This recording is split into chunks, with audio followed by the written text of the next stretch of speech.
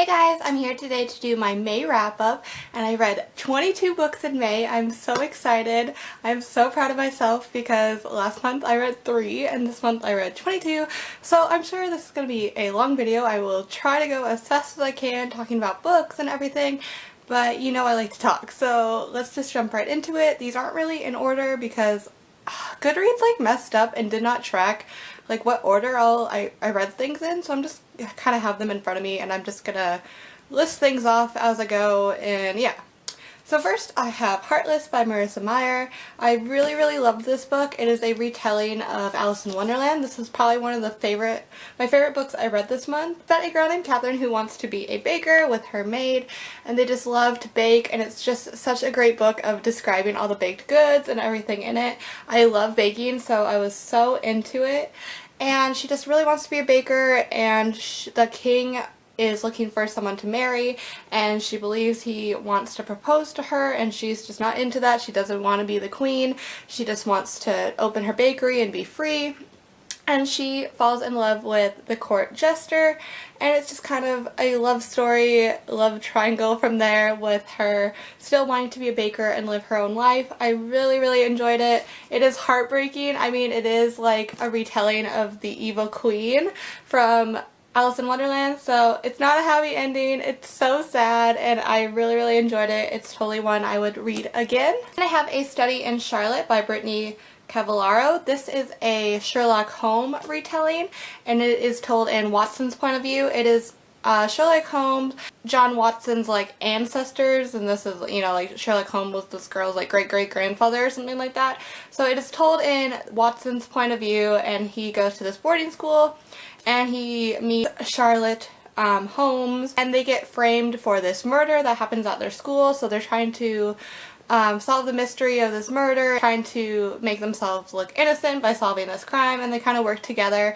So they don't like each other, and then they start liking each other, trying to solve this crime, and it was just okay. I thought I would like it a lot more than I did. It was just average for me. I think I would pick up the sequel, but from the library or something. I don't know if I'd buy it. I already own this on Kindle, so I don't know if I need to keep it, but it's really pretty. And I read A Playlist for the Dead by Michelle Falkoff, and this one was about a boy who he wakes up and his best friend has killed himself, and he just wants to know why, what happened. They had had a fight before, and so his friend leaves him a playlist of music and says, this music is why I killed myself, listen to it and learn why. And this book, it's not really explained. I did really like it though, because it was such a quick, fast read. You got into it really fast. But nothing's really explained. It's not really explained why he kills himself even through the playlist, and it's kind of predictable of who the people are in the story and such, but I still really did enjoy it. I was into it, so I would recommend it. I read Bittersweet by Sarah Auckler. This was another favorite of the month. This was about a girl who also is a baker. She bakes cupcakes for her mom's diner. She used to be in training to be a professional ice skater, and I love ice skating and I love baking, so of course this was a favorite. Every start of the recipe had different cupcake names and then described the cupcake, and it was super cute. I also loved, it's kind of a love story, love triangle. All contemporaries kind of are nowadays. I didn't hate this one. I liked both guys. I liked the main character a lot and how she baked and her friends and ice skating, so it was a really good read for me. Then I picked up Replica by Lauren Oliver. I didn't want to pick this one up because it's so intimidating. It's so big, but you read, part of it is in Gemma's point of view and the other is in Lyra's. So I read it, I started with Gemma and I read one chapter of her, then I flipped it over and read one chapter of Lyra. Then I read chapter 2, etc.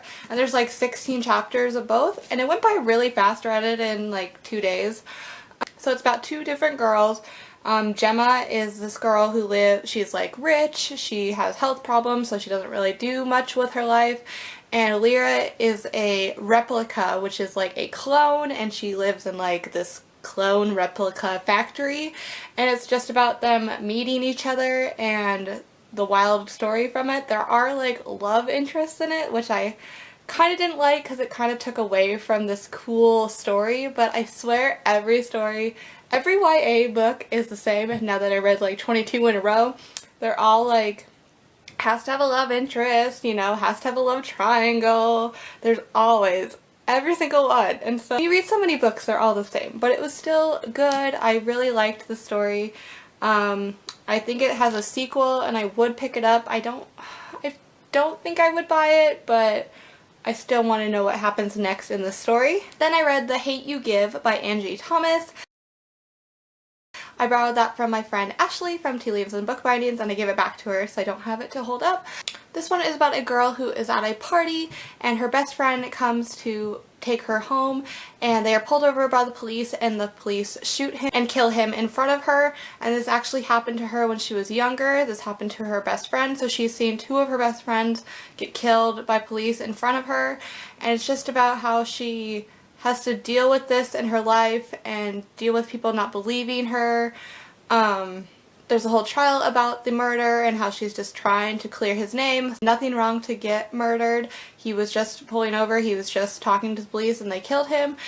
And so it's a really powerful story, and I really liked it though. It had like little quirks about like Harry Potter and like fandom stuff in it. It was really funny, and then I would cry 1 minute. So I really recommend it. I really think it's a book everyone should read. I read The Smell of Other People's Houses by Bonnie Sue Hitchcock.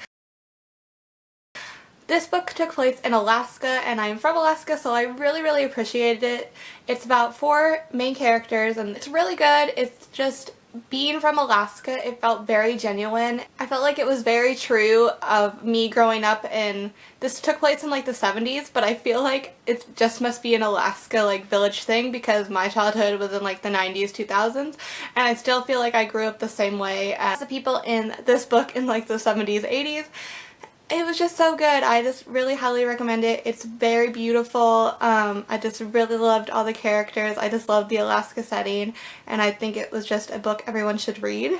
Then I read Daughter of the Pirate King by Tricia Levenseller. I got this one in my March Owl Crate box, and this one was good. It's about a girl who gets captured by a pirate ship, and she is actually the daughter of like the Pirate King in this world.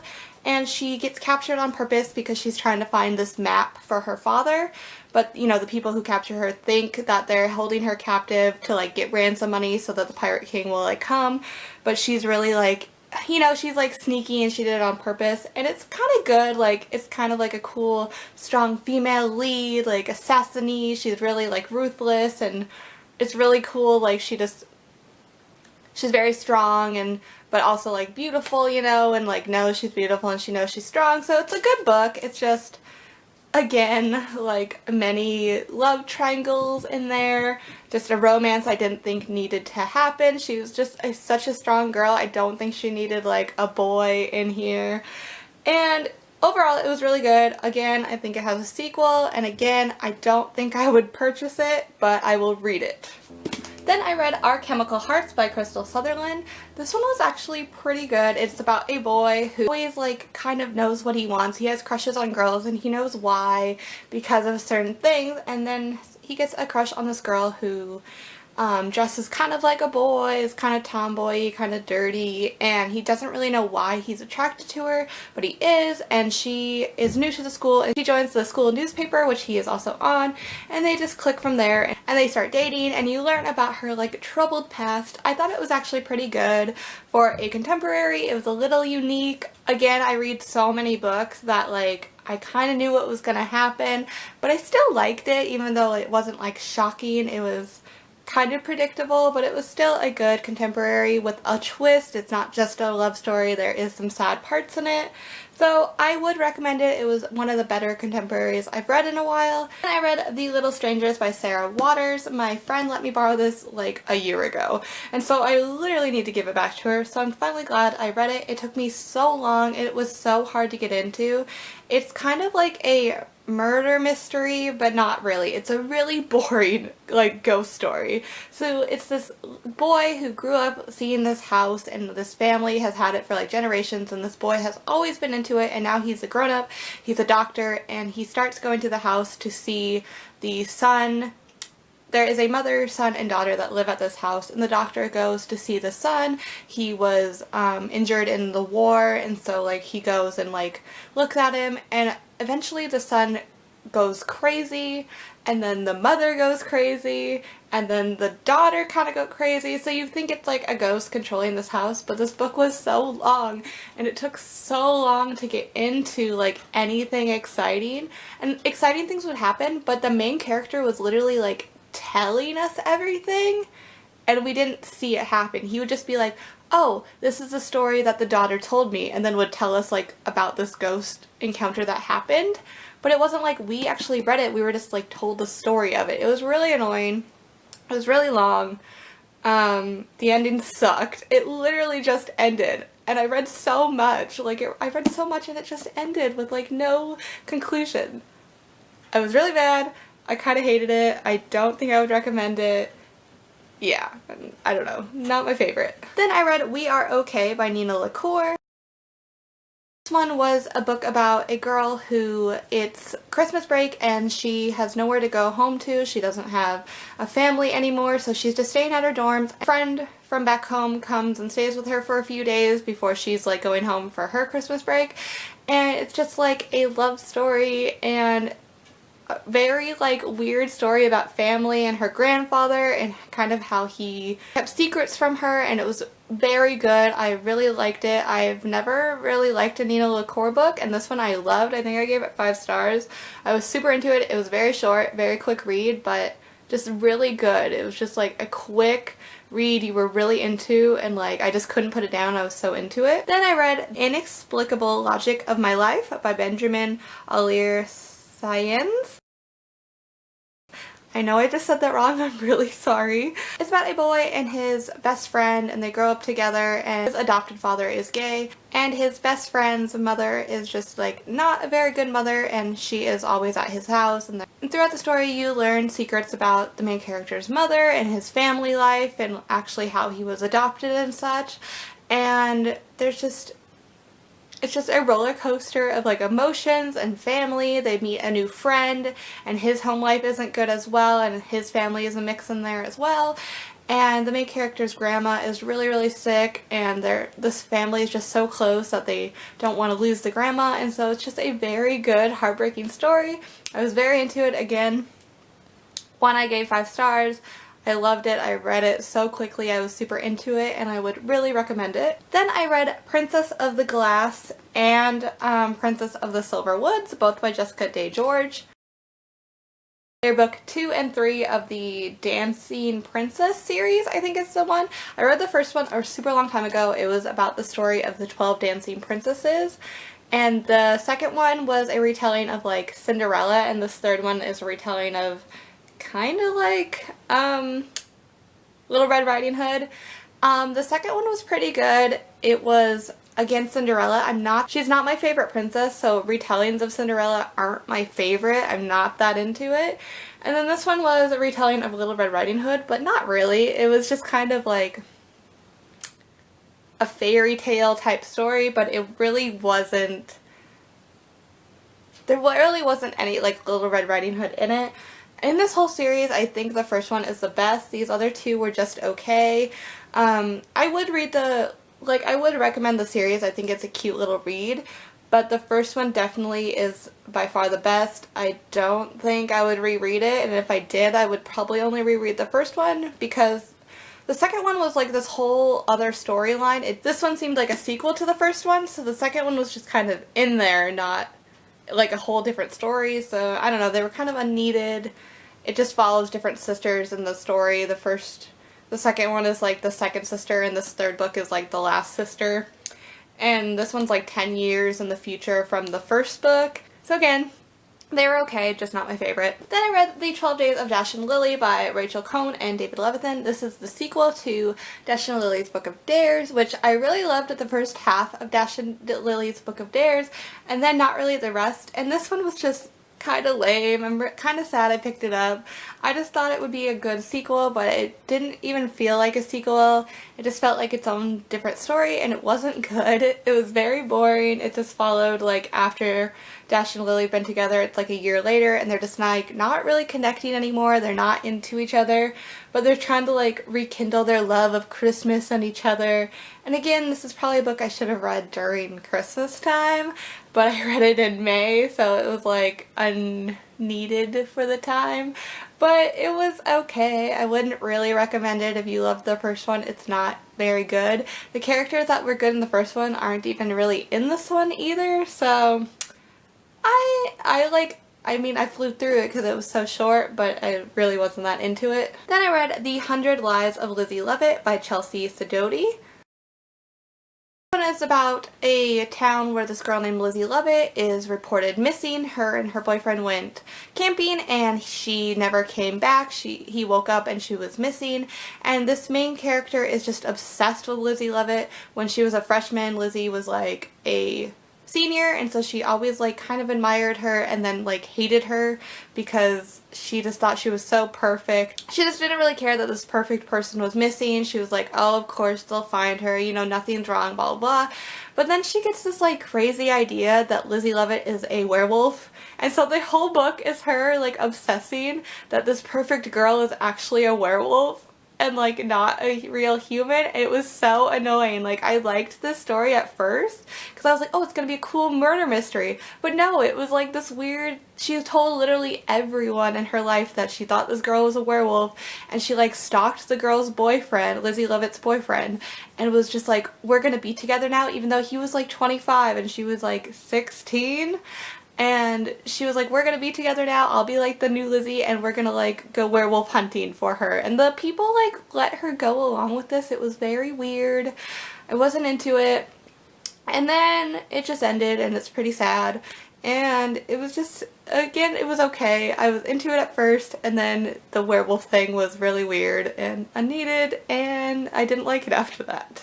Then I read None of the Above by I.W. Gregorio. This is about a girl who finds out she is intersex and what to do with this.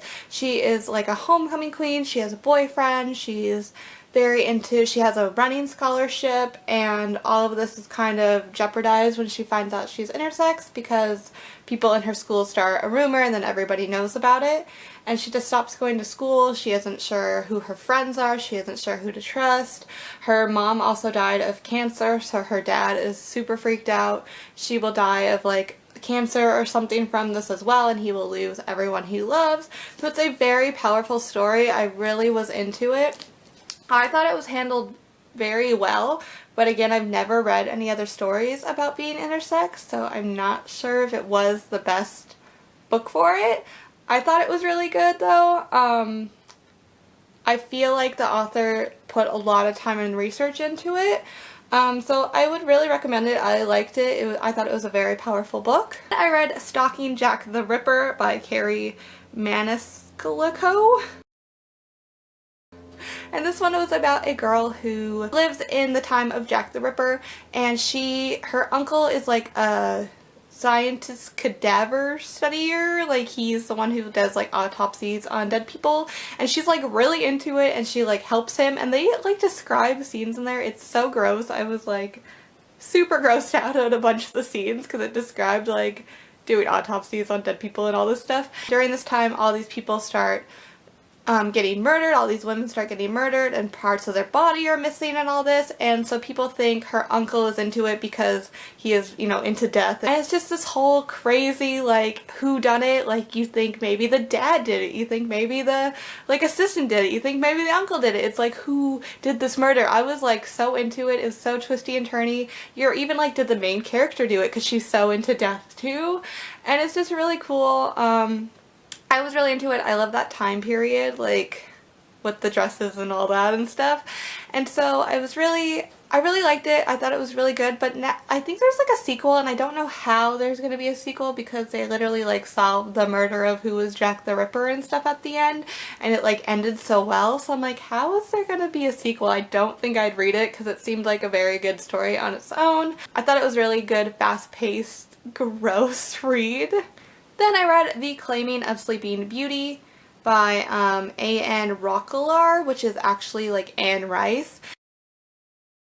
And I wanted to read this book because I heard it's like the best like erotica like love novels before 50 Shades of Grey. It's like the original, it's so good, blah blah blah blah blah. But I think it was even worse than 50 Shades of Grey. Like, it was horrible. It was literally all about rape and how like rape is okay because it makes you like a stronger person and more obedient and more like this is what I took from it, and I was not okay with it. It was not a good book. I don't know how it has like thousands of 5-star reviews. There are so many 5-star reviews. It is sickening. Like, it is not a good story at all. It's like literally the main character is crying and upset the whole book because she is getting raped and abused and slapped, and it's not a good story at all. And there's 2 more, and I'm like, how are there 2 more? Like, it's not okay. I don't know how it got published. It's worse than 50 Shades of Grey, I think. Yeah, not okay. Would not recommend. I read Golden Boys by Sonia Harnett. This is about two groups of children, I think in like the 70s or so, I don't think they say, but it's about a family that's really rich and a family that's kind of poor, and the children in this, it's told in the children's point of view. I would not say this is a young adult novel though, or children's novel. I'd say it was an adult novel even though it's told in children's point of view. It's very heavy matters. The poor family, they just have a lot of children. The mom just keeps having children kind of just to have someone to love. The dad is an alcoholic, he's abusive, he's, you know, not a good person. And then in the rich family there's 2 kids. They get everything they want, they get every toys they want, they have a pool, you know, they have everything they would ever want. And they don't actually describe it, but I'm pretty sure the dad is abusive. They don't actually like jump into it very much. Like, the neighbor kids are freaked out to go over there because he is like, you know, he like looks at them and he's like helped dry them off when they ask them not to. So the neighbor kids are like, oh, this man's weird, he's like touchy. And the main character in that point of view, he's always super upset when he sees his dad, like doesn't want him in the room, all this stuff. So you think he must be like traumatized in some way. And it was just a really good story of like the children together and like how you think some people have it better than you, but you don't know actually what's going on in their lives. Just because this kid has toys, you know, doesn't mean he's happy. There's all these deep things, and these children are like 10 to 13 that you're so sad that they have these like sad lives already and like have this pain. So it was a really good story. It was really sad, but I liked it. It just ended though. It literally just ended with like no conclusion, and it made me so mad. I was like, how is this the ending? I need like wrapped up conclusions. And so I really liked it, but the ending made me so mad. I read Shadowrun by Adrienne Strickland and Michael Miller. My friend Ashley from Tea Leaves and Bookbindings actually let me borrow this one as well. And this one is about this world in space. This is about a prince who joins this cruise ship, and he's actually like joining it in secret, like no one knows he's a prince. And then you find out that other ships and like rival things are trying to kidnap this girl as well. And so it's just this like space novel, and I don't know, I'm just not really into space travel or anything. I don't like all the different names. I just can't get into it. So this book was like kind of confusing for me because I couldn't get into the storyline. And so, I don't know, I wasn't really into it. People say if you're into Firefly and such, you'll really like it. So there's been lots of good reviews for it. I just wasn't into it. I don't think I really like space books. And finally this month I read The Upside of Unrequited by Becky Albertalli. I really liked this book. It's about 2 twins. One is heavyset and she is the main character. She's just never really had a boyfriend, really had love. She had like a lot of people she's had crushes on, but she's never done anything about it. And her twin sister is like beautiful, has always like had crushes and people who like have fallen for her, but she falls for another girl really hard and is actually like super in love and really wants to go somewhere. And it's just about their lives. The main character kind of falls in love with 2 different guys and actually kind of does things from it, and she just evolves as a person and actually like, you know, gives into her crushes, lives her life and has a good time. And it's really like nerdy and cute, and I was really into it. I gave it 5 stars. Alright guys, those were the books I read in May. What are some books you read? Let me know below, and thank you guys so much for watching. Bye guys!